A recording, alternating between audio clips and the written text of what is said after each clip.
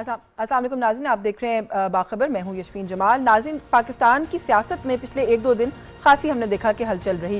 इमरान खान का जो लॉन्ग मार्च था वो इस बात पर ख़त्म हुआ कि उन्होंने हुकूमत को, जो सिटिंग गवर्नमेंट है, उसको अल्टीमेटम दिया है कि 6 दिन के अंदर गवर्नमेंट छोड़ दें, फिर तो ठीक है, वरना हम दोबारा आएंगे, दोबारा यही सारी सूरत हाल होगी और आपको इस सब का फिर से सामना करना पड़ेगा। ये जो अल्टीमेटम की बात है जो इमरान खान की तरफ से दिया गया, उसका बड़ा ही वाज़ेह जवाब प्राइम मिनिस्टर शहबाज शरीफ ने कल फ्लोर ऑफ द हाउस पर दिया है और बड़े ही वाज़ेह अल्फाज में उन्होंने ये बात कह दी है कि कुछ भी ऐसा नहीं होगा। इंतखाबात कब होंगे इस बात का फैसला करने का हक सिर्फ और सिर्फ अगर किसी को है तो इस ईवान में मौजूद लोगों को है और इमरान खान के इस तरह के किसी भी अल्टीमेटम की कोई भी हैसियत नहीं है। But at the same time उन्होंने मुज़ाकरात जो है उसके ऑप्शन को भी बिल्कुल कैंसिल आउट नहीं किया, बल्कि ये कहा कि ये ऑप्शन अभी भी ओपन है। उन्होंने एग्जैक्टली क्या कहा, पहले आपको सुनवाते हैं, फिर मजीद बात करेंगे। इस हुकूमत की जो मियाद 1 साल 2 महीने है, इमरान खान न्याजी किसी भूल में न रहना। हम बातचीत के दरवाजे खुले हैं।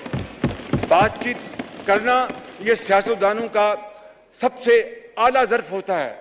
मैं कमेटी बना सकता हूं, लेकिन अगर तुम्हारा ख्याल है कि तुम हमें मरूब कर लोगे, ब्लैकमेल कर लोगे, डिक्टेशन दोगे, तो अपने घर में दो, इस ऐवान को मत दो ये डिक्टेशन।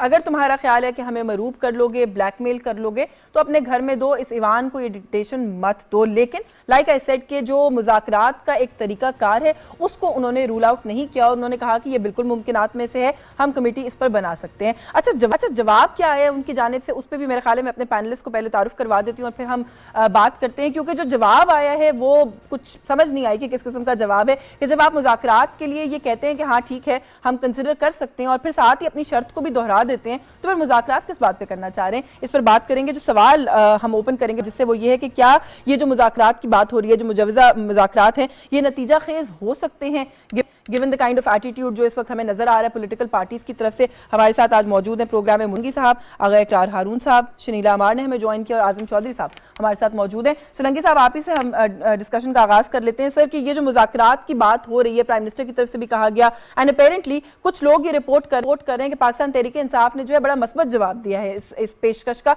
इस पर भी कॉमेंट कीजिएगा और आपको लगता है कि कोई फायदा होगा इनसे? मुझे नहीं मालूम कि इसका कोई फायदा होगा या नहीं होगा, और मुझे यह भी नहीं मालूम कि जो मुज़ाकरात की बात चल रही है उसमें खान साहब कितने संजीदा हैं, क्योंकि जो अख्तियार है खान साहब हर चीज़ का वो अपने पास रखते हैं। आप ये देखें कि कई वफाकी वज़रा ने ये ऑन रिकॉर्ड कैमरा पे आके कहा, जिनमें अयाज सादिक साहब भी हैं, कि हमारे मुज़ाकरात हुए, लेकिन खान साहब जब पेशावर से चले तो उन्होंने कहा कि नहीं, कोई मुज़ाकरात नहीं हो रहे और हम किसी मुज़ाकरात नहीं होंगे जब तक आप असेंबली तहलील नहीं करते और इलेक्शन की तारीख का ऐलान नहीं करते। तो इसलिए कोई वजह है कि उन्होंने उनका नाम यूटर्न खान पड़ा है, तो इसलिए मुझे यकीन नहीं है। अलबत्ता वज़ीर आज़म ने तो फ्लोर ऑफ द हाउस पे कहा कि जी सियासतदान तो बातचीत करते हैं, हमारा कोई मसला नहीं है, लेकिन अगर आप कनपट्टी पर बंदूक रख के कहेंगे कि पहले इलेक्शन कराओ और असेंबली तहलील करो, तो ये नहीं होने वाला, क्योंकि आईनी तौर पर इस असेंबली की मियाद अगस्त 2023 तक तो है, तो इसलिए आप कानूनी तौर पर उनको मजबूर नहीं कर सकते। लेकिन ये वजीर आजम का अख्तियार है। किसी वक्त 8 मार्च से पहले इमरान खान के पास भी था, उन्होंने उस वक्त वो कहते थे कि ये 5 साल भी पूरे करेंगे और अगले 5 साल भी मेरे हैं, वो पहले ही तय करके आए थे। तो इसलिए मुझे यकीन नहीं है, लेकिन जो आज प्रेस कॉन्फ्रेंस की है खान साहब ने, उससे लगता है कि वो खासे घबराए हुए हैं। उन्होंने कहा था कि घबराना नहीं है, लेकिन वो घबरा गए हैं। उन्होंने कहा कि मेरी तैयारी पूरी नहीं थी और इसलिए मैं चला गया कि तसादुम का खतरा था। तो वहां पर वो पिंग पांग खेलने के लिए आए थे। क्यों उन्होंने लोगों से कहा था कि डी चौक जाए, जबकि सुप्रीम कोर्ट का वाज़ेह फैसला था कि आपने उधर नहीं जाना। नहीं, वो तो कह रहे हैं मेरे लोगों को इस इलाके का बहुत पता नहीं है, गलती से लोग वहां चले गए, मजबूरन मुझे भी फिर जाना पड़ा क्योंकि जो मेरे कारकुनान थे वो वहां पर बैठे हुए थे। जी, वो लोग फ्रांस से नहीं आए थे, उसी मुल्क से आए थे और करीबी सूबे से और पंजाब से और खैबर पख्तूनख्वा से आए थे। उनको अच्छी तरह से पता है, इसलिए वो वहां पहले पहुंच गए थे। अलबत्ता अगर वो जिम्मेदारी नहीं लेना चाहते जो दरख्तों को आग लगी, जो 18 सिपाही जख्मी हुए, जो फायर ब्रिगेड की गाड़ियां उनको नुकसान पहुंचाया गया, अगर उनकी वो जिम्मेदारी नहीं लेते तो फिर वो यही कहेंगे। तो आप फिर क्या समझते हैं कि ये नतीजा खेज होंगे या नहीं? मुझे नहीं लगता कि ये नतीजा खेज होंगे, लेकिन जो एक जमहूरी और सियासी हुकूमत है उनको दरवाजे बातचीत के लिए हमेशा खुले रखने चाहिए ताकि किसी को मौका न मिले। यानी कि कोशिश करने में कोई हर्ज नहीं है, लेकिन आपको कोई खास फायदा इसका होता हुआ नजर नहीं आ रहा। अगर इकरार हारून साहब, सर यही सवाल आपके सामने भी कि ये जो मुज़ाकरात की बात हो रही है और जिस किस्म का जवाब भी उनकी तरफ से आया, अगर आपको मुज़ाकरात की पेशकश की जाए और आप ये कहेंगे जो मेरा पहला मुतालबा है वो पहले आप मान लें फिर मुज़ाकरात करेंगे, तो मुज़ाकरात किस बात पर करने? एक तो इस पर कॉमेंट कीजिएगा, और दूसरा ये कि अगर कोई ऐसी एफर्ट होती है तो उसका कोई फायदा होगा? देखिए, हमें 2014 में जाना पड़ेगा और उन 3 रातों के मुझे आपको याद कराना पड़ेगा कि जब PMLN की कमेटी जाती थी और इनकी कमेटी से मिलती थी और दोनों फैसला करके निकलते थे, और फिर PTI की कमेटी कहती थी कि हम जाके इमरान खान से पूछेंगे, फिर वो वापस आते थे और उसके बाद फिर कहते थे कि मुज़ाकरात किसी नतीजे पर नहीं पहुँचे हैं। और अगर हमें सबको याद हो, ये खेल 3 दिन चलता रहा था। कहा यह गया कि मुज़ाकरात का फैसला इमरान खान ने खुद नहीं करना है, इसीलिए कमेटी जाती है, वापस आ जाती है। मेरा ज़ाती ख्याल ये है कि मुज़ाकरात कौन करता है? तारीख में अगर हम देखें, मुज़ाकरात करते हैं सियासी लोग। मैंने कभी किसी प्रेशर ग्रुप को मुज़ाकरात करते नहीं देखा। पॉलिटिकल पार्टी है सर, प्राइम मिनिस्टर रहे इस मुल्क के, वो कहते हैं हम इस मुल्क की इस वक्त सबसे बड़ी सियासी कुव्वत है, आप प्रेशर ग्रुप कह रहे हैं। मैं उनको मैं रिस्पॉन्सिबिलिटी अपने खुद लेता हूँ ना, this is me who is saying. मैं PTI को सिर्फ एक प्रेशर ग्रुप समझता हूं, और ये प्रेशर ग्रुप का तमाशा हम 2014 से देखते आए हैं। इन्होंने कभी मुज़ाकरात नहीं किए। मैंने आपके प्रोग्राम में कहा था, आप ही ने मुझे कल की बात आपने कहा था कि शायद वो वापस आने की बात नहीं करेंगे, तो मैंने कहा था वो वापस आएगा, और आज उसने अनाउंस कर दिया कि मैं वापस आऊंगा। इस तरह मेरी अपनी एक राय है उनके पास, क्योंकि मैं एक जेल में रखिए कि इनकी जो पहली BBC की एक डॉक्यूमेंट्री बनी थी 1996 में, मैं उसका प्रोड्यूसर था। मैं इमरान खान को बहुत पुराना जानता हूँ। वो एक दफ़ा जब बात कर लेता है तो फिर वो ये नहीं देखता कि नुकसान किसको हो रहा है। जब उससे माजिद खान को निकाला था तो उसको पता था कि खानदान के अंदर क्रैक्स ऐसी आएंगी जो सारी उम्र नहीं खत्म होगी। वो आज तक खत्म नहीं हुई है। नहीं, लेकिन सर ये जो आप बात कर रहे हैं वापस आएंगे क्या? 6 दिन का जो अल्टीमेटम है, 6 ही दिन के आखिर में बिल्कुल, वो 6 दिन के बाद आपको एक नई रास्ता दिखाएगा कि लो अब सुन लो। देखिए, वो 4-5 लफ्ज़ इस्तेमाल करता है। मुझे 2 मिनट इजाजत दीजिए। जी प्लीज। सुनो, देखो, बैठ जाओ, खड़े हो जाओ, ये लफ्ज है जो कि कॉग्निटिव सिस्टम को आपको सब्जुगेट करते हैं, किसी दूसरे को वो स्टीयर करता है चीजों को। हर नार्सिसिस्ट यूजुअली यही लफ्ज इस्तेमाल करता है। अगर आप तारीख उठा के देख लें तो वो सिर्फ देखो सुनो की बात है, वो किसी की नहीं सुनते। चले at the end of 6 days वैसे हम इस पे बात करेंगे आगा साहब, क्योंकि मुझे आज उनकी बॉडी लैंग्वेज से, उनके अंदाज से ऐसा लगा कि शायद वो इसको डिले करने की कोशिश करेंगे जितना वो कर नहीं जनाब, उस बॉडी लैंग्वेज के पीछे उनका वो खत है जो उन्होंने सुप्रीम कोर्ट पे लिखा है, वो उसका इंतजार कर रहे हैं। इसीलिए वो बिहेव करेंगे कुछ दिन कि नहीं वो लड़ाई हो जानी थी, खून खराबा हो जाना था, क्योंकि उस खत में उन्होंने लिखा है कि मैं तो खून खराबा नहीं चाहता हूं, मैं तो चाहता हूं कि मेरा जो एक राइट है। बदकिस्मती है जनाब, सारते ने बड़ी प्यारी बात की थी। सारते ने कहा था कि जमहूरियत अपने अंदर अपना कातिल लिए खुद फिरती है। हमेशा जमहूरियत को जमहूरियत के ही दिए गए हथकंडों से या ताकत से खराब किया जाता है। अगर 6 दिन बाद वापस आएंगे, ब्रीफली इस पे कमेंट कर दें आगा साहब आप ही, क्योंकि आप कह रहे हैं कि वो आएंगे 6 दिन बाद, तो फिर जाने का क्या मकसद था? जाने का आगे बंदे नहीं थे कोई, तो 6 दिन बाद कहां तो वो इस दफा तो उन्होंने कहा कि मैं तैयार होके आऊंगा। ये ज़हन में रखिए। अभी आपने जो सीन देखा था ये ट्रेलर था, और ट्रेलर भी 30 सेकंड का था।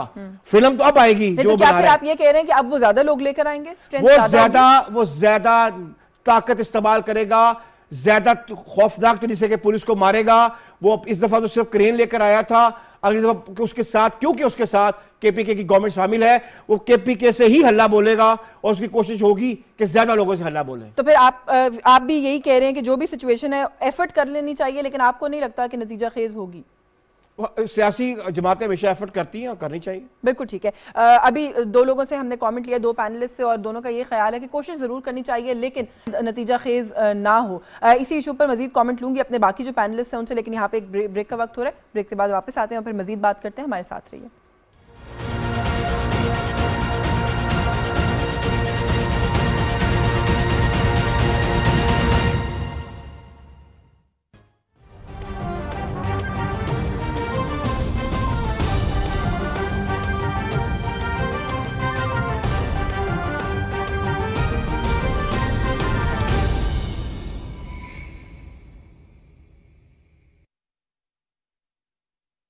अल्लाहु अकबर, अल्लाहु अकबर, अल्लाहु अकबर,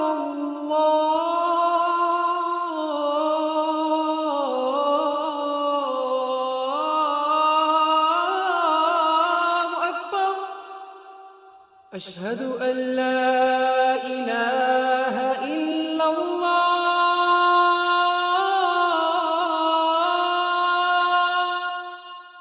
अशहदु अन ला इलाहा इल्लल्लाह, अशहदु अन्न मुहम्मदर रसूलुल्लाह,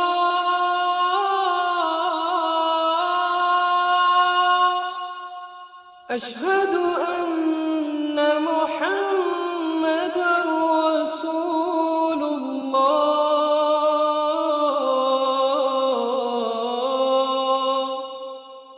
حي على الصلاة،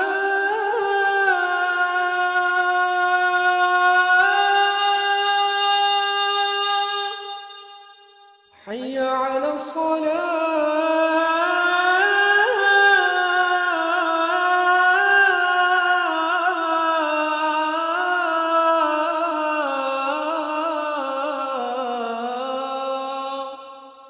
حي على الفلاح،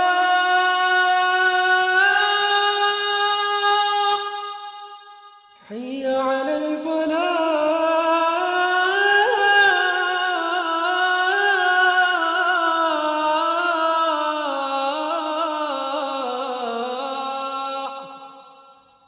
الله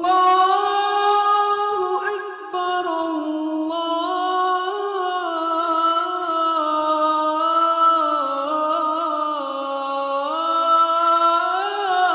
الله أكبر،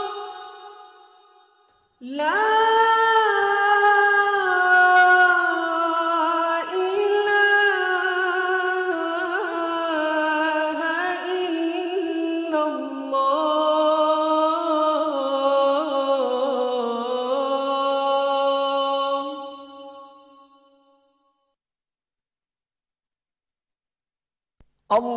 اللهم صل على محمد وعلى آل محمد كما صليت على إبراهيم وعلى آل إبراهيم إنك حميد مجيد.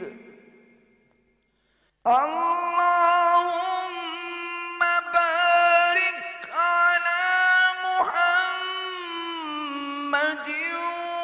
وعلى آل محمد كما باركت على إبراهيم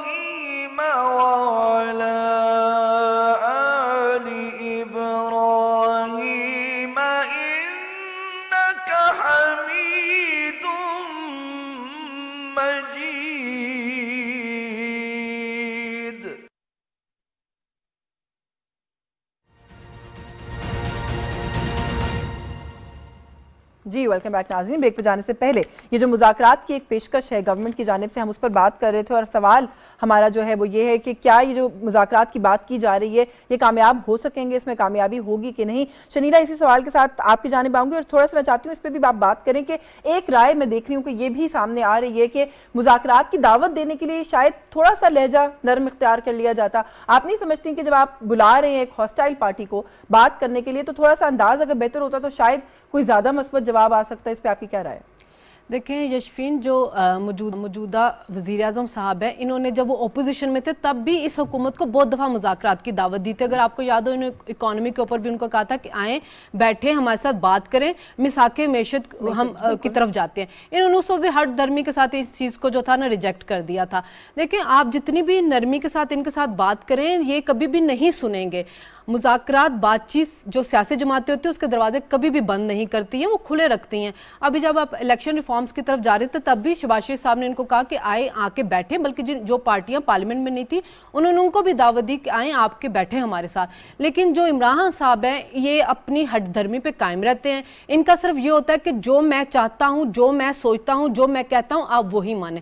तो इसी वजह से कोई भी चीज़ जो नतीजा खेज साबित नहीं होती है। लेकिन खान साहब के इर्द गिर्द शनीला कुछ ऐसे लोग हैं जो कि अगर बड़ी मसालत पसंदी से वो हमेशा अपनी पॉलिटिक्स में काम लेते रहे तो फिर क्यों बिल्कुल खान साहब के इर्द गिर्द जितने भी लोग होंगे, लेकिन खान साहब खुद तो नहीं है ना, और वो एक वन मैन शो जो है बने हुए हैं। एक बंदा है जिसकी सारी बात मानी जाती है, जो हमेशा अपनी टर्म्स के ऊपर खेलना चाहता है। वो चाहता है मेरी बात मानी जाए, जो मैं शराइत रखूँ वही पूरी करें। अब देखिए, आप अगर इसी शर्त के ऊपर आएंगे कि नहीं आप जून के अंदर इलेक्शन का ऐलान करें फिर मैं आपके साथ आके मुज़ाकर पे बैठूंगा, तो इस चीज़ के ऊपर तो बातचीत नहीं होती है। सियासतदानों को लचक दिखानी चाहिए और मौजूदा हुकूमत दिखा भी रही है। जब वो ओपोजिशन में थे उन्होंने तब भी दिखाई थी, अब हुकूमत में वो तब भी दिखा रहे हैं। लेकिन लचक दिखाने के बावजूद फायदा साहब लचक दिखाने के लिए तैयार नहीं है। उनकी सिर्फ एक ही तान जो एक ही बात पे ऊपर टूटी है कि इलेक्शन अनाउंस कर दे। देखें, हुकूमत आ चुकी है, उसने अपनी मियाद पूरी करनी है। जब आप हुकूमत के अंदर थे और ये ओपोजिशन वाले आपको कहते थे इलेक्शन का, आप तब करवा देते, आप तब भी नहीं करवा रहे थे। तहरीक अदम एतमाद का सुन रहे थे। अगर आपको यकीन था कि आप अवाम में पॉपुलर हैं, आपने बड़ी अच्छी कारकर्दगी दिखाई है, आप असेंबलियां तोड़ते चले जाते। आप नहीं जा रहे थे, लेकिन जब आपने देख लिया कि मैं तहरीक अदम एतमाद जो आईनी तरीके से हुई, आपको किसी गैर आईनी तरीके से नहीं निकाला गया। आप ये देखें पिछले जो वज़ीर आज़म थे उनको किस तरह से निकाला गया, आपको तो फिर आईनी तरीके से निकाला गया। तो उसके आपने जब देख लिया तो अब आपके पास कुछ रहा नहीं है, तो आप अपनी एक हरदर्मी पे अटक गए हैं, तो उसका तो कोई इलाज नहीं है। और ये इसी तरह ही रहेगा, ये इसी तरह चलता रहेगा और जितनी मर्जी आप लचक दिखाएं खान साहब नहीं मानेंगे और नतीजा खेज नई चीज साबित होगी। वो मानेंगे ही नहीं। आपने तो नतीजे की बात निकाल दी बीच में से। You think he will not, वो प्रेशर ग्रुप बनना चाहते हैं, जैसे आगा साहब ने कहा है। वो सियासी जमात है ही नहीं। देखिए, सियासी जमात हमेशा मुज़ाकरात करती है। पीपल्स पार्टी नवाज लीग के कितने इख्तलाफात में थे 90s में, लेकिन उन्होंने मिसाके जमहूरियत किया। आज वो इत्तेहादी जमातें बन के एक कोalition गवर्नमेंट में बैठी हुई हैं। लेकिन खान साहब ने कभी भी किसी भी मुज़ाकरात की तरफ कभी गए ही नहीं है। अच्छा, कभी उन्होंने ना हुकूमत में होते हुए बात मानी है, ना वो ओपोजिशन में होते हुए बात। तो आप ना का ऑप्शन ले रही हैं। आजम चौधरी साहब, सर एक तो जाहिर है यही सवाल है, आप इसके ऊपर कमेंट करें कि क्या अगर कोई मुज़ाकरात होते हैं तो वो होंगे कामयाब कि नहीं। थोड़ा सा ये जो यहाँ पे सब लोगों ने बात की है, खान साहब का जो अंदाज है इसी से जुड़ी बात है, क्योंकि जो हाल में जो कुछ हुआ, कुछ खबरें ये हैं कि खान साहब के इर्द गिर्द जो कुछ सीनियर लीडरशिप है पाकिस्तान तहरीक इंसाफ की, वो कुछ खफा है खान साहब के इस अंदाज से कि खान साहब ने इस सारे अमल में भी उनकी बात नहीं सुनी, नहीं मानी। किस हद तक ये खबर दुरुस्त है, इस पर भी कमेंट कीजिए। और आप क्या समझते हैं कि मुज़ाकरात के लिए कन्विंस होंगे इन द फर्स्ट प्लेस?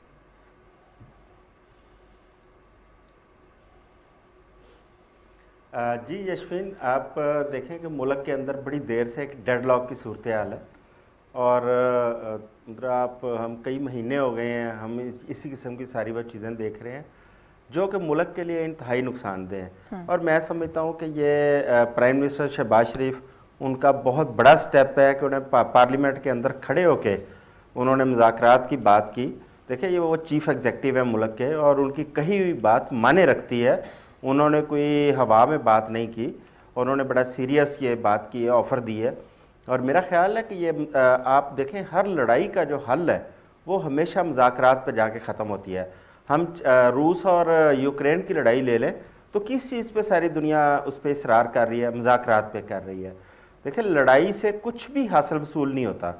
जब आप टेबल पे बैठते हैं, मुज़ाकरात करते हैं और आप अपने मुफादात को एक साइड पे रख के आप स्टेट के जो मुफादात हैं उनको सामने रखते हो, तो फिर आप किसी फैसला को पोजीशन में आने की उसमें होते हो, पोजीशन में होते हो। अब मरियम नवाज साहिबा ने ये हमें कल जो प्रेस कॉन्फ्रेंस में बताया कि असद उमर साहब, अपना परवेज़ खटक साहब और दीगर जो रहनुमा हैं वो स्पीकर चैम्बर में गए थे। इन चीज़ों को अगर हम देखें तो मेरा ख्याल है कि मुज़ाकरात की जो गवर्नमेंट की ऑफ़र है उसको पीटीआई एक्सेप्ट करेगी। अगर उनमें कोई भाम भी है तो उनको एक्सेप्ट करना भी चाहिए। और ये जो बात है कि उनकी आपस में जो लीडरशिप है वो इमरान खान साहब के कुछ चीज़ों से, उन फैसलों से कुछ नाराज़ नज़र आती है, मेरा ख्याल है वो यही है। क्योंकि सियासत के अंदर, जिस तरह मेरे साथियों ने कहा कि कभी भी दरवाजे बंद नहीं किए जाते, सियासत के अंदर लचक रखी जाती है। अगर आपके अंदर लचक नहीं होगी तो आप टूट जाएंगे। लिहाजा आपको अपने दरवाजे भी खुले रखने पड़ेंगे, आपको लचक भी रखनी पड़ेगी, आपको मुज़ाकरात तो अगर लचक नहीं है तो मुज़ाकरात तक फिर बात कैसे पहुंचेगी चौधरी साहब? देखें, और ये जो लॉन्ग मार्च की आप देखें कि पीटीआई आती है, आके वापस चले जाते हैं खान साहब। इन चीज़ों को मद्देनज़र रख के मेरा ख्याल है कि मुज़ाकरात होंगे और ये अल्टीमेट हल जो है ना इसका मुज़ाकरात में ही है। तो आप कह रहे हैं कि मैं इसमें हाँ की ऑप्शन ले रहा हूँ कि मुज़ाकरात होंगे, ज़रूर होंगे। और आप कह रहे हैं कि नतीजा खेज भी होंगे क्योंकि आपके ख्याल में और कोई हल नहीं होता पॉलिटिकल कॉन्फ्लिक्ट का। ये एक बहुत वैलिड बात है, लेकिन क्योंकि यहाँ पे बाकी 3 पैनलिस्ट का ये ख्याल है कि मुज़ाकरात करने के लिए रवैये के अंदर आप अपने फैसले फैसले पार्लियामेंट में नहीं करेंगे, पार्लियामेंट में नहीं करेंगे तो फिर कोई और आपके फैसले करेगा। लिहाजा आपको अपने फैसले खुद करने होंगे। बिल्कुल ठीक है। तो पार्लियामेंट, जैसे शहबाज शरीफ साहब ने कहा है कि जो भी कुछ होगा फैसला ये करेगा, तो ये जो सारे मामलात होते हैं पॉलिटिकल, ये मिल बैठकर ही हल होते हैं। और 3 पैनलिस्ट का ये ख्याल है कि क्योंकि जो पर्सनालिटी इन क्वेश्चन है, जिन्होंने प्राइमरीली मुज़ाकरात करने हैं, शायद उनके रवैये के अंदर वो लचक नहीं है जो कि सियासी मुज़ाकरात के लिए दरकार होती है। और उनका ख्याल है कि मुज़ाकरात अगर ये एफर्ट हुआ भी तो शायद कामयाब नहीं होगा। वेराज आज़म चौधरी साहब का ये ख्याल है कि मुज़ाकरात होंगे भी और मुज़ाकरात कामयाब भी होंगे। आज की जो दूसरी स्टोरी है उसकी जानिब बढ़ते हैं। और क्योंकि मईशत, माशी इस्तेहकाम, मईशत पाकिस्तान की जो है किसी बहरान का शिकार है, इसको लेकर बहुत क़यास सराहियाँ हैं। और फिर जो IMF का प्रोग्राम है उसकी जो ये ट्रांच आनी थी उसको लेकर बहुत ही चहमगोइयाँ थी कि क्या होगा, मिलेगी नहीं मिलेगी, किन शराइत पर मिलेगी। और फिर जब शराइत के साथ बात तय पा गई, IMF के साथ मशरूत ट्रांच की उन्होंने बात की, तब भी बहुत सारी चहमगोइयाँ उससे जुड़ी शुरू हो गई, जो कि कल रात में समझती हूँ दे वर पुट टू रेस्ट। क्योंकि पेट्रोलियम मसनूआत की कीमतों का जो मसला है वो सबसे बड़ा मामला था इस सारी सिचुएशन के अंदर। और उसमें कल रात एक खासा बड़ा इजाफा है, खतीर इजाफा है। लेकिन मेरा ख्याल है इसके अलावा और कोई चॉइस नहीं थी गवर्नमेंट के पास। इस पर भी बात करेंगे कि क्या चॉइस थी कि नहीं। 30 रुपये का इजाफा जो है वो किया पेट्रोल मसनूआत की कीमतों में। उसका जो डायरेक्ट इम्पैक्ट हमने देखा है वो ये है कि एक तो पाकिस्तान की स्टॉक एक्सचेंज कुछ स्टेबलाइज थी, आज उसके अंदर एक अपवर्ड ट्रेंड देखने में आ रहा था। एक्सचेंज रेट जिसको लेकर बहुत ज़्यादा एक वो था, टेंशन थी, एक प्रेशर था, उसको लेकर उसमें भी हम देख रहे हैं कि कुछ बेहतरी आई है। तो इस पर बात करते हैं कि ये जो सख्त फैसले हैं जो कर रही है गवर्नमेंट, क्या इनसे माशी इस्तेहकाम आएगा? ये आज का हमारा दूसरा सवाल है। सोलंकी साहब, माशी काम आएगा इस तरह के सख्त फैसलों से? सर, आपने खुद ही बताया कि ये एक सख्त और मुश्किल फैसला था जिसका ऐलान वज़ीर ख़जाना मिफ्ताह इस्माइल साहब ने कल रात किया। ये इमरान खान के लिए तो बहुत ही एक आसान फैसला था जब उन्होंने अनफंडेड सब्सिडी दी और कहा कि जून तक जो है चाहे पेट्रोल की और तेल की मसनूआत की कीमतें कहीं भी चली जाए, लेकिन हमने उनको बिल्कुल मुंजमद रखना है। ये इसलिए आसान फैसला था इमरान खान के लिए क्योंकि उनको पता था कि उनकी हुकूमत जा रही है, तो इसके जो भी असरात होंगे वो आने वाली हुकूमतों पे होंगे। उनको एक सस्ती शोहरत मिलेगी और उनको सियासी फ़ायदा होगा। इस हुकूमत के लिए यकीनन ये एक मुश्किल फैसला है क्योंकि मुल्क दिवालियापन के बिल्कुल करीब था, तो उस हवाले से ये एक बहुत मुश्किल फैसला था। लेकिन आपने ये ज़रूर देखा है कि आज स्टॉक मार्केट भी ऊपर गया है, जो डॉलर की कीमत है वो भी कम हुई है रुपए के मुकाबले पर, तो उस हवाले से ये तो पड़ा है। लेकिन ये ज़रूर जहन में रखें कि इसके नतीजे में जो मसनूआत हैं, जो ज़रूरी अशिया हैं, खुर्दोनोश हैं, दूसरी अशिया हैं, उनकी कीमतों में इजाफा होगा और उसके असरात होंगे। अब हम तवक्को कर रहे हैं कि वज़ीर आज़म साहब जो तकरीर करेंगे उसमें मुतवस्सित तबका और जो गरीब आवाम है, चाहे देहात में हो या चाहे शहरों में हो, उन पर जो इसके मनफी असरात पड़ेंगे उसके बचाव के लिए वो किन इक़दामात का ऐलान करते हैं। देखें, शॉर्टकट तो आपके पास कोई नहीं है जब तक आप अपनी मईशत की जो बुनियादें हैं उनको तब्दील नहीं करते। नहीं, लेकिन सोलंकी साहब थोड़ा सा अगर आप इस पे भी कमेंट करें कि क्या ऐलान क्या पॉसिबली वो कर सकते हैं, क्योंकि आप बेहतर जानते हैं कि IMF की जो शराइत हैं उनमें खाली पेट्रोलियम मसनूआत की कीमतें नहीं है, टैक्स एमनेस्टी का खात्मा है, इलेक्ट्रिसिटी जो है वो एनर्जी उसकी प्राइसेस में इजाफे की बात है, तो ये तो बड़ा एक कंप्लीट पैकेज है। इन्फ्लेशन बहुत ज़्यादा बढ़ेगी पाकिस्तान में। ये आप बिल्कुल बजा कह रही हैं। जो टारगेटेड सब्सिडीज की जो बात चल रही है जी, जो अक्सर लोग कर रहे हैं, क्योंकि हमारे पास जो डेटाबेसेस हैं वो इतने बुरे नहीं हैं कि आपको पता ना हो कि जी रिक्शा कौन चलाता है, मोटरसाइकिल कौन चलाता है, और छोटी जो सुजुकी एफएक्स कौन चलाता है, और पराडो और V8 इंजन वाली गाड़ियां और जहाज कौन चलाता है। तो वो हुकूमत को पता है, इतनी मालूमात ज़रूर है। तो आपको यकीनन इसकी कोशिश करनी होगी कि ये जो अवाम है उनके लिए जो ज़रूरी अशिया हैं उनका इंतज़ाम करें, उनको सब्सिडी दे, और साथ ही जो ट्रांसपोर्ट की जो कास्ट है उस हवाले से कोई इंतज़ामात करने पड़ेंगे। पब्लिक जो ट्रांसपोर्ट है उसको बेहतर करना पड़ेगा। इस तरह के बहुत सारे इक़दामात हैं जो आपको करने पड़ेंगे, लेकिन ये शॉर्ट टर्म है। जो लॉन्ग टर्म है हल वो यही है कि आप अपनी मईशत को ठीक करें, जो गैर ज़रूरी अशिया है उनकी दरामद बंद करें, जो आपकी बरामदात है उसमें वैल्यू एडिशन करें, ताकि आपके जो फॉरेन एक्सचेंज रिजर्व्स हैं वो आपके एक्सपोर्ट्स के नतीजे में बेहतर हों, जो कर्जे और जो कशकोल है उसके नतीजे में बेहतर ना हो। बिल्कुल ठीक है। तो आप ये समझते हैं कि लॉन्ग रन में इन मुश्किल फैसलों से इस्तेहकाम आएगा? जी, मैं समझता हूं कि अगर मुस्तकिल मिजाजी के साथ चले, और आप इसको भी जहन में रखें कि जो मुआशी इस्तेहकाम है वो सियासी इस्तेहकाम के साथ जुड़ा हुआ है। अगर हर 2 हफ्ते बाद डी चौक में धरना और फलां जगह जी वो धरना होगा, मरना होगा, अगर इस तरह के हालात रहेंगे, सियासी अदम इस्तेहकाम रहेगा, तो आपकी मईशत जो है उसमें भी इस्तेहकाम नहीं आ सकता। बिल्कुल ऐसा ही है, डायरेक्टली रिलेटेड हैं ये दोनों चीज़ें आपस में। आगे इकरार हारून साहब सर बताइएगा कि क्या ये जो मुश्किल फैसले हैं यही हैं जो फाइनली इस मईशत को रिलीफ देंगे? बिल्कुल आपको करना पड़ेगा, लेकिन फिर मैं वही कहूँगा कि बल्कि आज मेरे ख्याल में ये बात जो स्टेट मिनिस्टर फॉर पेट्रोलियम है उनको क्वेश्चन भी किया गया था, जो मैंने कल आपसे बात कर रहा था कि हमें लेटर और सूनर जो फ्यूल की राशनिंग पे जाना पड़ेगा। तो उन्होंने कहा कि अभी तो हमने ये नहीं सोचा है, लेकिन अल्टीमेटली कोई पॉसिबिलिटीज़ में उन्होंने कहा ये है, लेकिन अभी उन्होंने कोई फैसला नहीं किया। मैं आपको बता रहा हूँ कि हमें जहाँ तक बात है हमारी इंपोर्ट एक्सपोर्ट बढ़ने की, एक्सपोर्ट बढ़ता और वैल्यू एडिशन हमें फ़ौर तौर पे हम नहीं कर सकते, वो दिनों में या महीनों में नहीं होगी। एक और बहुत बड़ी ख़तरनाक चीज़ हमारे सामने दीवार पे लिखी हुई है, अगर आज हम नहीं पढ़ रहे हैं तो कुछ अर्से बाद पढ़ना शुरू कर देंगे, वो ये है कि GSP प्रोग्राम ख़त्म होने वाला है। GSP प्लस ये दुनिया के लिए ख़त्म होने वाला है, सिर्फ पाकिस्तान की बात नहीं कर रहा हूँ।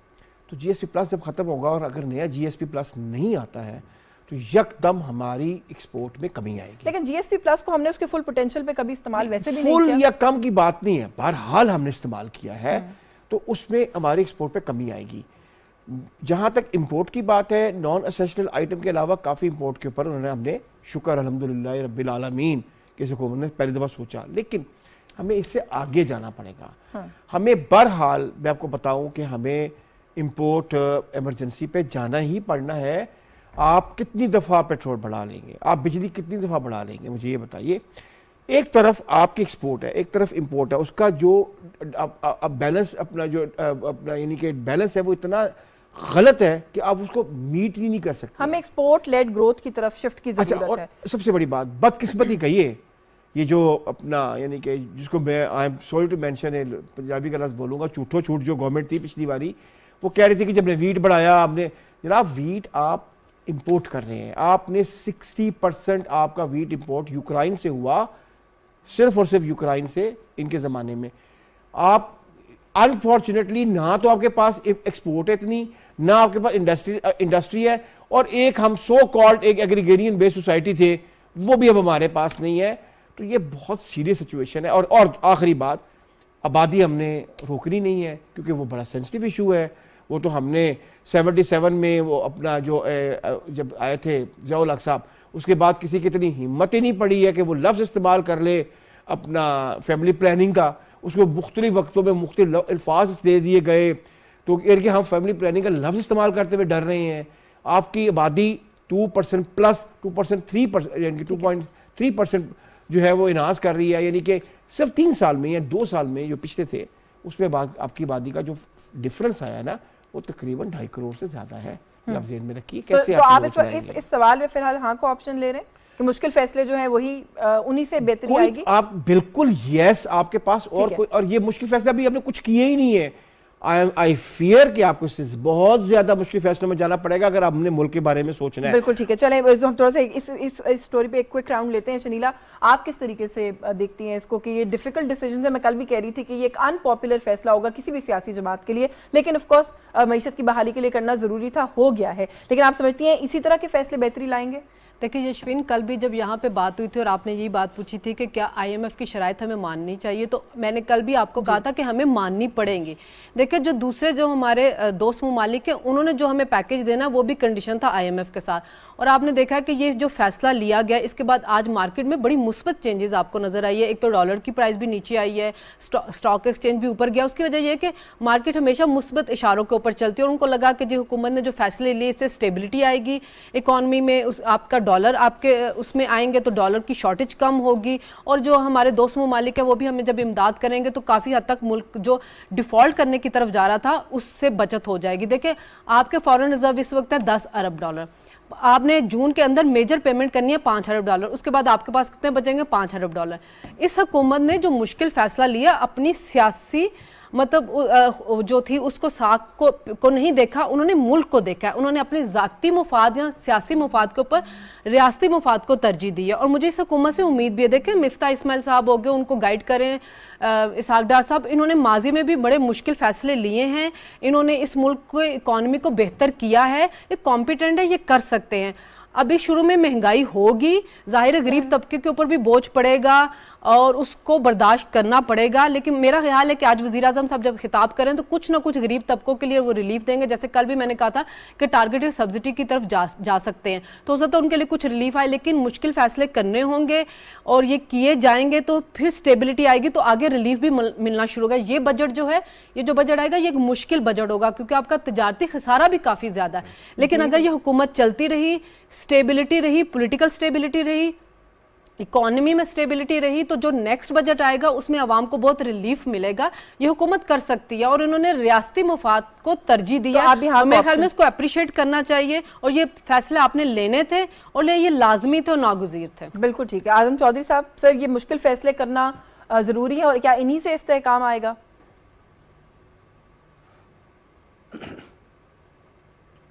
देखिए सियासी जमात के लिए सबसे मुश्किल फ़ैसला ये होता है जो इस वक्त इस हुकूमत ने जो फ़ैसला किया। किसी भी सियासी जमात ने जब वोट लेने के लिए जाना है, अवाम में जाना है, तो जो अवाम का सबसे बड़ा जो इशू होता है वो महंगाई, वो बेरोज़गारी, वो रोटी का इशू है।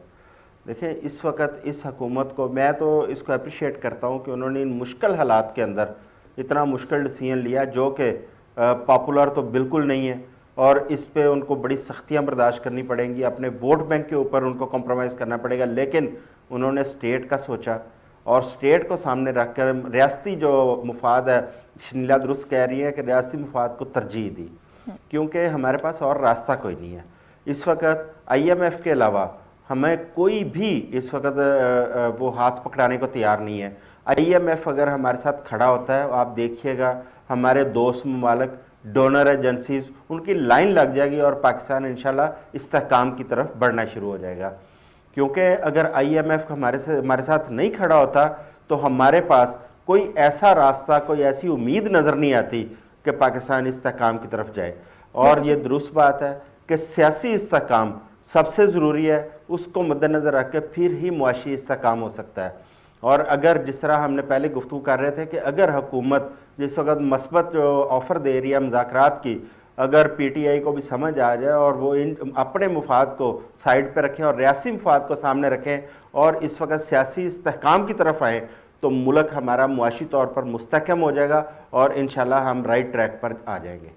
ठीक है, तो आप भी जो है वो इसमें हाँ का ऑप्शन ही ले रहे हैं। और ये जो सिचुएशन है इस वक्त इकोनॉमी की, मेरे ख्याल है ये अंडरस्टूड सी बात थी कि कोई भी गवर्नमेंट होती, आईएमएफ का इस वक्त पाकिस्तान के साथ जो ये रिलेशनशिप है, जो फाइनेंशियल बेल आउट वाला जो मामला है, वो दुनिया के लिए भी इस चीज़ को इंडिकेट करेगा कि पाकिस्तान बेहतरी की तरफ चला जाएगा। अगर इस पैकेज को हम खो देते या ना ये आता तो फिर बहुत ज़्यादा जो है वो एक अनसर्टेनिटी की सिचुएशन जो है वो फाइनेंशियली हम देखते कि होनी थी। और ये कुछ मुश्किल फैसले हैं, इन मुश्किल फैसलों का जाहिर है एक मुश्किल वक्त है जो लोगों को काटना पड़ेगा, बट अल्टीमेटली इन्हीं से बेहतरी की तरफ हम बढ़ेंगे। अब बढ़ते हैं आज की जो हमारी आखिरी स्टोरी है, जो third story of the day है।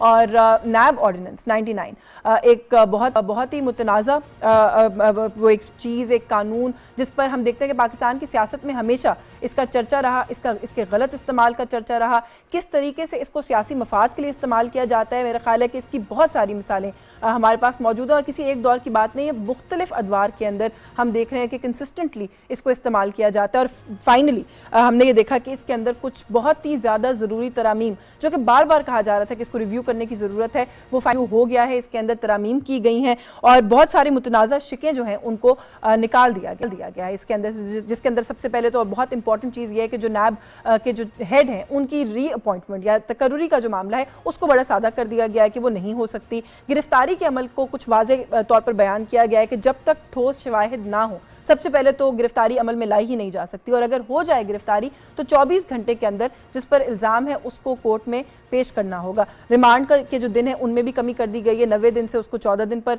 ले आया गया है। तो थोड़ा सा इस पर बात करते हैं कि क्या ये जो तब्दीली की गई है इस कानून के अंदर, इससे बदउनवानी के खात्मे के अंदर बेहतरी होगी, और एट द सेम टाइम क्या इंसाफ की फराहमी का जो अमल है वो भी इससे तेज़ होगा। मुर्तज़ा सोलंकी साहब क्या कहेंगे सर? इसमें कोई शक नहीं है। अगर आप सुप्रीम कोर्ट के मुख्तलिफ फैसले देख लें, हाई कोर्ट्स के फैसले देख लें और किसी भी बंदे से बात करें जो जिसकी नज़र है पाकिस्तान की सियासत और तारीख पर, तो वो आपको यही बताएगा कि जब से ये इदारा बना 1999 में, उस वक्त से लेकर अब तक मुख्तलिफ हुकूमतें इसको एक सियासी इंजीनियरिंग के आले के तौर पर इस्तेमाल करती रही हैं और ये मुतअद्दिद फैसलों में भी यही बात लिखी है। बल्कि आप ज़रा और पीछे जाएं, जो अभी हुकूमत गई है पीटीआई की, उसके मुख्तलिफ वज़रा के बशमूल इमरान खान के इंटरव्यूज़, तकरीरें, जिसके अंदर उन्होंने एतराफ़ किया कि जो ब्यूरोक्रेसी है वो कोई फैसला ही नहीं कर रही, हाथ पे हाथ रख के बैठी है कि इसके डर से जो बिजनेसमैन थे वो भी थे, बिल्कुल वो सियासतदान, जो सियासतदान हैं वो तो बेचारे इसका शिकार होते ही रहते हैं। तो इसमें कोई शक नहीं है, लेकिन जो चीज़ें नई आई हैं जिनकी पीटीआई ने मुखालफत की, आज सेनेट से भी ये पास हो गया, उसमें बहुत सारी चीज़ें, इसमें एक सियासी रुश्वत भी दी जा रही थी कुछ वकला को और रिटायर्ड जजेस को कि आपकी 10 गुना तनख्वाह बढ़ा देते हैं और आप जो है वो अपने उनके पसंद के फैसले दें। तो जो अदलिया और इंतज़ामिया की जो अलहदगी थी उसको ख़त्म करने की कोशिश की थी पिछली हुकूमत ने, उसको भी ख़त्म किया है। तो मैं समझता हूँ कि ये मुल्क के लिए, रियासत के लिए, बिजनेस के लिए और जो सियासी आज़ादी है उसके लिए ये अहम तरामीम है। हमेशा गुंजाइश रहती है बेहतरी की, लेकिन अब तक जो कुछ हुआ है वो बहुत बेहतर है। तो वो आप समझते हैं कि इससे जो है वो बेहतरी आएगी? इकरार हारून साहब, सर इससे बेहतरी आएगी? थोड़ी सी मुझे इजाज़त दीजिए, मुझे बैकग्राउंड में जाना पड़ेगा। देखिए, एहतसाब ब्यूरो बना, आप जिसको आप नैब कहते हैं, आपने यानी कि सोलंकी साहब ने बड़ा डिटेल बता दिया। उसमें एक चीज़ मैं इम्पोर्टेंट मेरा ख्याल है मैं ऐड करना चाहूँगा, वो ये है कि दुनिया का कानून ये है कि you are innocent until proven guilty.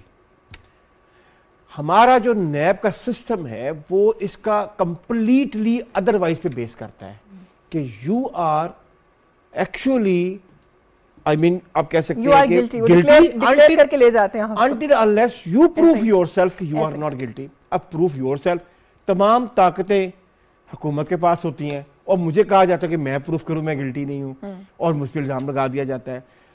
Brigadier Asad मजीद साहब थे, उन्होंने खुदकुशी कर ली नैब के इस गलत केसेस के जिनका कोई तल्लक ही नहीं था उनके साथ। ब्रिगेडियर असद की खुदकुशी के 1.5 साल के बाद नैब ने उनको उसी केस में एक्विट कर दिया और माना कि वो कंप्लीटली इनोसेंट थे। मैं उनको कभी ज़िंदगी में नहीं मिला था, मैं जानता भी नहीं था, लेकिन as a journalist, as a Pakistani, मैं अपने आंसू नहीं रोक सका था जब मैंने खबर पड़ी थी। आपने घर के घर तबाह कर दिए हैं और ये एक हुकूमत ने नहीं किए हैं, ये 99 से सिलसिला जारी है।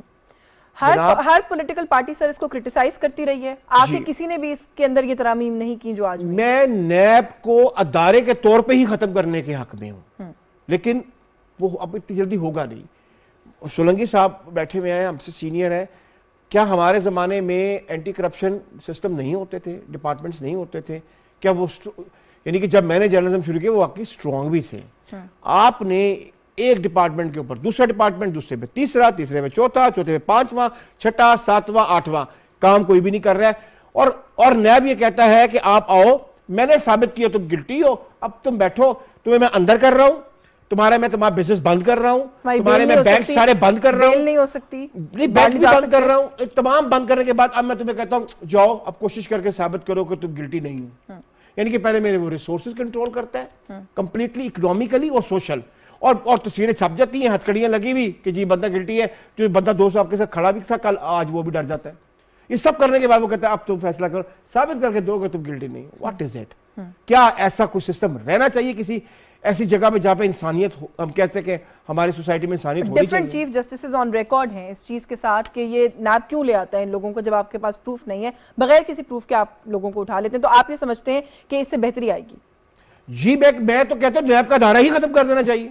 आप सिर्फ ये कह रहे हैं कि जो रूल्स आए हैं डेफिनेटली कोई बॉडी करप्शन की अगर हो और अगर उसको बेहतरी उसमें ले आई जाए तो मेरे ख्याल उसमें शायद कोई कबाहत नहीं है, लेकिन आप हाँ का ऑप्शन ले रहे हैं। शनीला, किस तरीके से देख रही है जो तरामीम की गई हैं? थोड़ा सा इस पर भी कमेंट कीजिएगा कि एक जगह मैंने पढ़ा कि ये रिट्रोस्पेक्टिवली अप्लाई होगा कि 99 से जो केसेस हैं उन सबको देखा जाएगा और उनमें अगर वो सब केसेस इन स्टैंडर्ड्स पर पूरे नहीं उतरते तो शायद उनके अंदर भी वो उन केसेस को खत्म कर दिया जाएगा या जो भी मामला होगा। तो आप नहीं समझते कि इससे तो बहुत कंट्रोवर्सी होगी?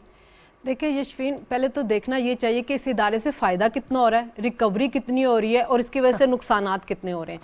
देखिए ब्रॉडशीट का जो स्कैंडल है वो सबके सामने है कि आपने उसके साथ मुआहिदा किया कि जाके नवाशी साहब, शिबाशी साहब के जो करप्शन है उनके सबूत ढूंढ के लाए। क्या हुआ कि सबूत कोई नहीं है, उल्टा आपको अरबों रुपया उनको देना पड़ गया। तो जो नैब का इदारा बना हुआ है ना, ये सिर्फ सियासी इंतकाम के लिए बना हुआ है कि आपको अगर अपने मुखालिफ सियासतदानों को नुकसान पहुंचाना है तो आप उनके नैब के केसेस बनाने शुरू कर दें। अच्छा जी, आपने देखा अहद चीमा, फवाद हसन फवाद कितना लंबा अरसा जेल में रहे, ख्वाजा साद रफीक उनके भाई कितना अरसा वो जेल में रहे, मरियम नवाज को आप जेल से अपने वालिद साहब से मिलने गए, आप गिरफ्तार करके वहाँ से ले गए। जब साल 1.5 साल वो जेल में रहे, उसके बाद आप जब अदालत में जाते हैं तो कोई सबूत आपके पास होता नहीं है, कुछ आप साबित ही नहीं कर पाते उनके लेकिन उसका जो 1.5 साल आपने ज़ाया किया है उसको कौन उस नुकसान का अजाला करेगा। मैं बिल्कुल आगा साहब की इस बात से एग्री करती हूँ कि इसका इदारा ख़त्म करें आप, लेकिन हम क्यों नहीं ख़त्म कर पाते? उसकी वजह यह है कि जो पिछली हुकूमत थी वो तो उन्होंने तो इंतकाम का निशाना बनाना ही था, उनकी तो सियासत ही इंतकाम के ऊपर चल रही थी, तो उन्होंने तो उसको खत्म नहीं करना था।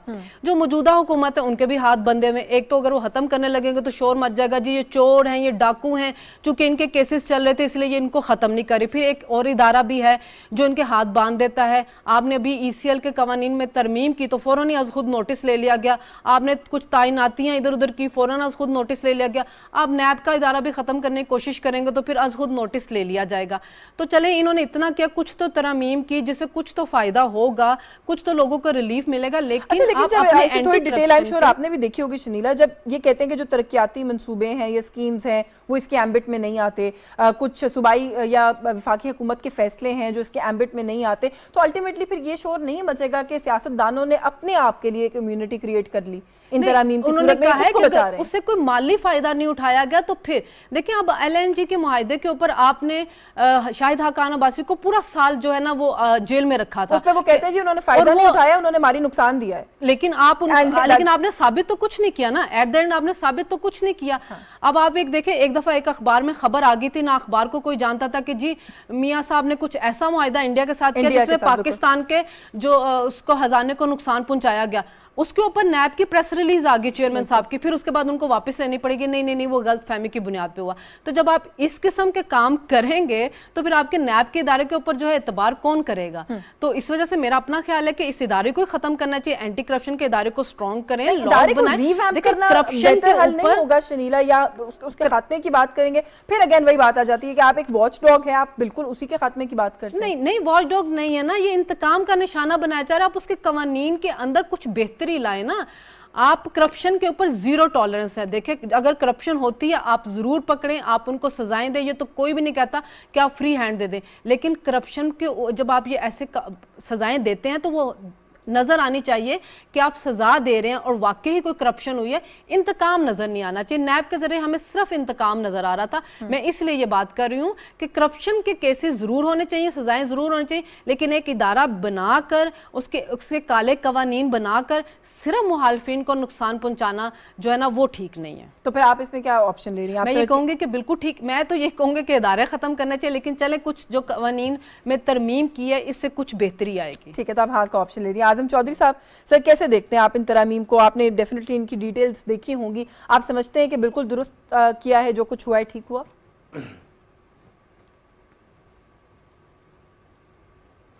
देखिए, पाकिस्तान के अंदर करप्शन के ख़ात्मे के लिए ऑलरेडी यहाँ पे अदारे मौजूद थे। जिस तरह एंटी करप्शन का जिक्र हुआ, FIA थी, लेकिन उन अदारों की नाकस कारकर्दगी की वजह से नैब का अदारा वजूद में आया। मैंने ख़ुद अपनी वर्किंग जर्नलिस्ट हूँ, मैंने बहुत सारी ख़बरें दी हैं जिसमें FIA और एंटी करप्शन के हवाले से वो बजाय करप्शन को कंट्रोल करने के वो करप्शन के फ़रोग का बायस बन रहे थे। वो अदारे, उनकी अगर कारकर्दगी अच्छी होती तो नैब बनाने की ज़रूरत पेश ना आती, लेकिन बदकिस्मती से नैब की कारकर्दगी ने भी इंतहाई मायूस किया। और ये बिल्कुल ठीक कह रहे हैं सोलंकी साहब कि ये पॉलिटिकल इंजीनियरिंग का एक टूल बन गया। उसने सिर्फ़ और सिर्फ जो इंतकाम और इस किस्म का काम उसमें जो है ना गवर्नमेंट का टूल बन के काम किया।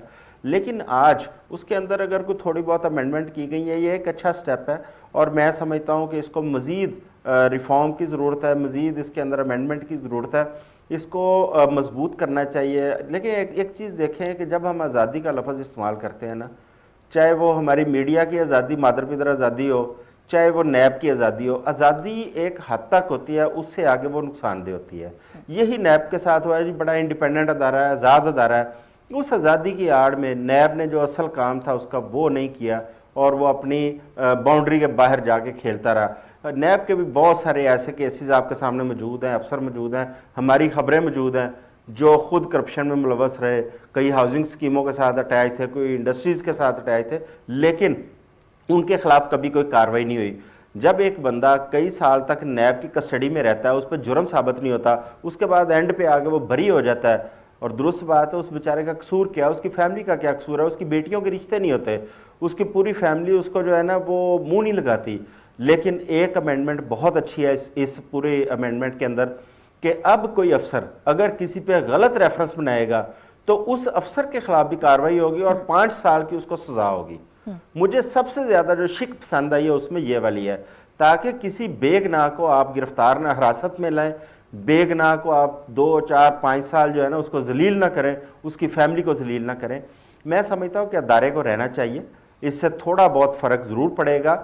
ये कोई खौफ का, इनके नैब पे पहले तो किसी किस्म का कोई चेक एंड बैलेंस नहीं था, कोई कर नहीं सकता था, लेकिन अब जो अमेंडमेंट्स हैं इसके बाद नैब भी किसी ना किसी हद तक चेक एंड बैलेंस के उसमें आएगी, नज़र में आएगी। लिहाजा मज़ीद इस पर काम करने की ज़रूरत है। ये गवर्नमेंट का अच्छा स्टेप है कि इन्होंने आज पार्लियामेंट के अंदर इसकी जो अमेंडमेंट्स हैं वो पास करवा ली हैं, इसको मज़ीद आगे लेके जाना चाहिए। और जो बेगना लोग हैं उनके बचाव के लिए जिस तरह एक इसमें अमेंडमेंट की गई है कि जो अफसर गलत रेफरेंस बनाएगा उसके खिलाफ कार्रवाई हो सकती है, वो 5 साल सज़ा का मुर्तकब पा सकता है, इस पर मजीद काम करना चाहिए ताकि किसी बेगुनाह को नैब बिला वजह तंग ना करे। बिल्कुल ठीक है, तो इदारा रहना चाहिए लेकिन उसकी बेहतरी के लिए काम करना चाहिए। और आपने कहा कि अच्छा कदम है, तो आप भी हाँ का ऑप्शन ले रहे हैं। बहुत शुक्रिया आप सभी पैनलिस्ट का जो आज हमारे साथ मौजूद रहे, मुर्तज़ा सुलैमान, आगा इकरार हारून साहब, शनीला अमार और आजम चौधरी साहब, सभी के शुक्रगुजार हैं। और आखिर वाली जो स्टोरी है हमारी जिस पे आज हम कंक्लूड कर रहे हैं वो नैब तरामीम के हवाले से, और सबका यही कहना है कि ये बहुत खुश आइंद है। ये एक ऐसा कानून था जिसको हमेशा पॉलिटिकली इस्तेमाल किया जाता रहा अपने मुखालिफ की पॉलिटिकल विक्टिमाइजेशन करने के लिए। तो होपफुली इन तरामीम से कुछ उसके अंदर बेहतरी आएगी और इस इदारे के अंदर भी मजीद बेहतरी की गुंजाइश है, उस पर काम होना चाहिए। बाखबर से आज के लिए बस यही कुछ। यशवीन जमाल को इजाज़त दीजिए, अल्लाह हाफ़िज़।